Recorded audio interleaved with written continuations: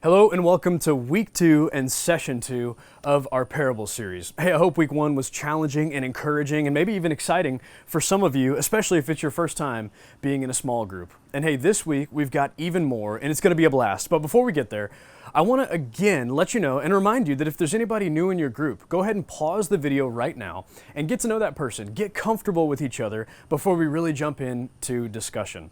And number 2, I want to let you know that if your group is larger, let's say maybe 8 or more, you could consider this week breaking into 2 groups, which means maybe groups of 4, maybe groups of 3, and then for some of you, it might be groups of 5 or 6. But that gives an opportunity for everyone to jump into the conversation. Maybe give their input or ideas or let you know where they stand and give them an opportunity to be a little more comfortable instead of speaking in front of a larger group, say 10, 12, because we really want everyone to have their input throughout this series. And finally, if you haven't passed around responsibilities or anything like that, I challenge you this week, hosts, go ahead and do that. You know, ask people to bring maybe drinks next week or maybe food, or pass around responsibilities and allow everyone to take turns, maybe even hosting if some of you are feeling comfortable and confident, even though it's already week 2. But I know this week's going to challenge you. I know you'll have a lot of fun. Continue to pray at the end of your groups over one another as we continue to have accountability, encouragement, and even vulnerability in this parable series. Enjoy.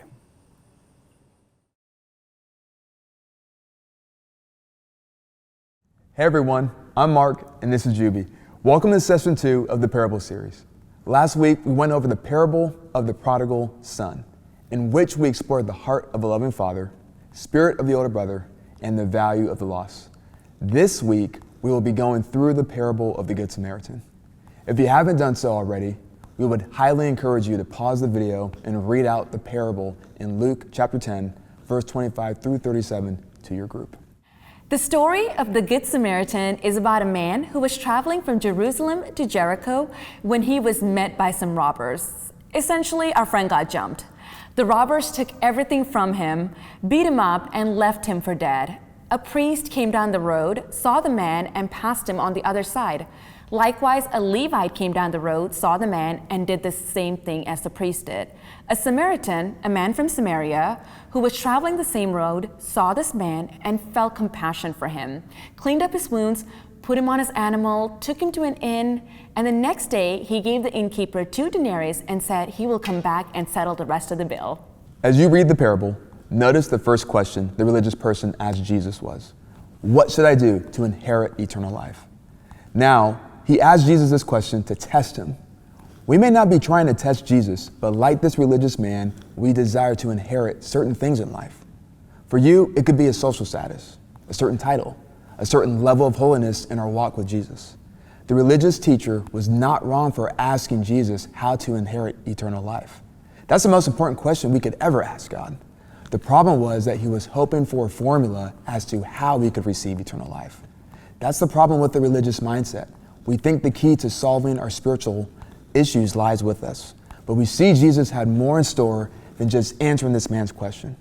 Jesus challenges the religious man by asking him, what does the law of Moses say? How do you read it?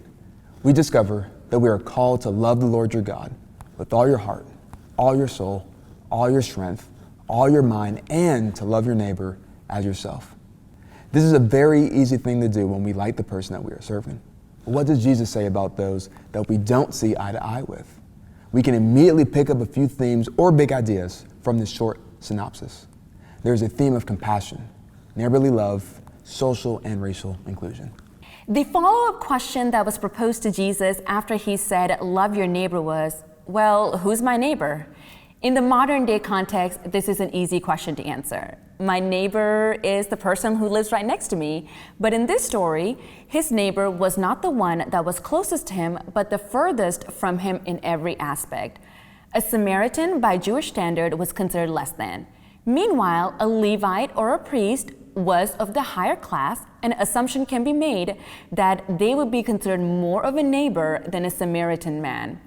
As you continue to read the story, you will notice that Jesus did not answer, "Who is my neighbor?" but rather in verse 37, he told us how to be a neighbor. Be proactive in helping and serving others. Don't let class or status stop you from helping. Be compassionate. Give of your resources. The call to love God is a call to love others. As God calls us to love others, we must remember that the love of Christ is unconditional. Loving our neighbor unconditionally pushes past all barriers. It pushes past our political barriers, racial barriers, generational barriers, gender barriers, and whatever other personal preferences we may have. Like the religious man, we too can justify our actions.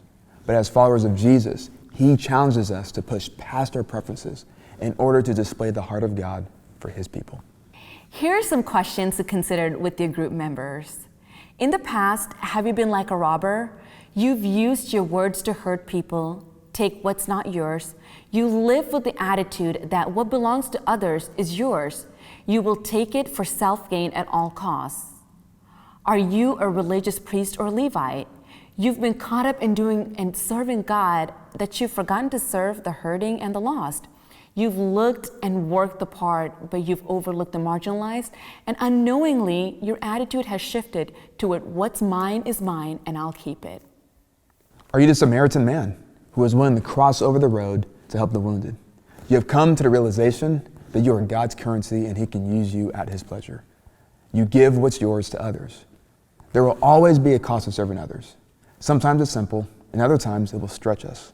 For the Samaritan man, serving someone cost him his time, his money, and his resources. He had to give up his seat on his animal and walk the rest of the way to town. So what about you? What's stopping you from serving someone? Is it your time? Is it your finances? Is it your resources? Is it the thing that was always rightfully yours? Whatever it is, we must remember that when it comes to serving others, like the Samaritan man, it will cost us something. Now, pray and ask God, who in my life do you want me to serve? This could be a family member, maybe it's someone at work. This can be someone who has a different faith from yours, or maybe it's someone in passing as you're running an errand. Trust and know that God will reveal the answer and be obedient. Serve.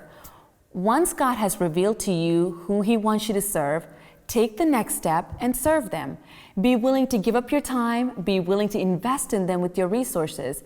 It may just be making yourself available to hear their story and spend time with them.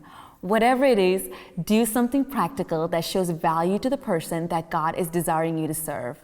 Let's be like the Good Samaritan. Let's be willing to go out of our way to serve others, no matter the difference or the cost.